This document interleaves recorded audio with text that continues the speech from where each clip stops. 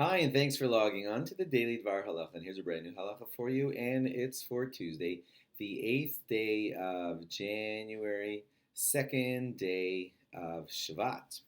Okay, and we're continuing on in halachas about Havdala. When you hold the wine for Havdala, you should hold it in your right hand. Unless, of course, you're a lefty, then you hold the wine cup in your left hand, so says the Mishnah Berurah. When you say the bracha of Borei Pri Hagafen, it would be a good idea if the person saying the bracha and everybody would try to look at the cup of wine while saying while the bracha of Borei Pri Hagafen is being said. Those psukim that are at the beginning of Havdalah, if you ended up not reciting them, that's still okay. They don't have to be recited. The Havdalah would still be valid.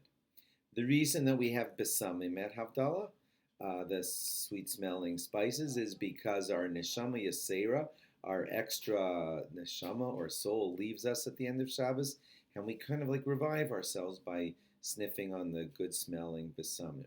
It is a good idea to open the container before Havdalah, so when you say the bracha, you could just quickly take the besamim and smell them. After you make the bracha borei pri hagafen, let's say you're righty and it was in your right hand, so it would be a good idea to switch the wine cup over to your left hand and then pick up the besamim in your right hand so that you're making the bracha with your prominent in your right hand.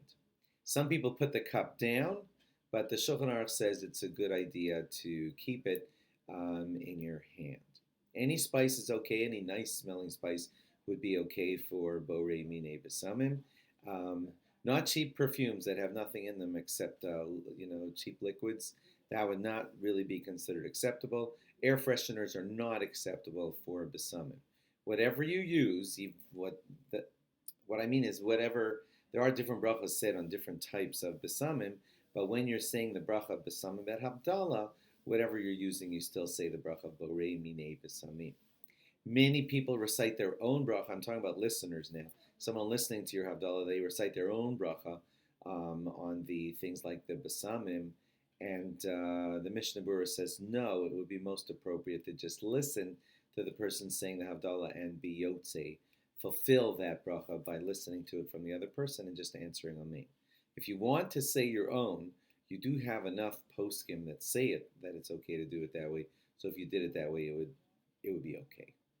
Thanks for logging on, and I'm still recording this at the end of the day of Rosh Chodesh, the first of Shvat, so good Chodesh to you all. Thanks, log on again tomorrow for more. Bye.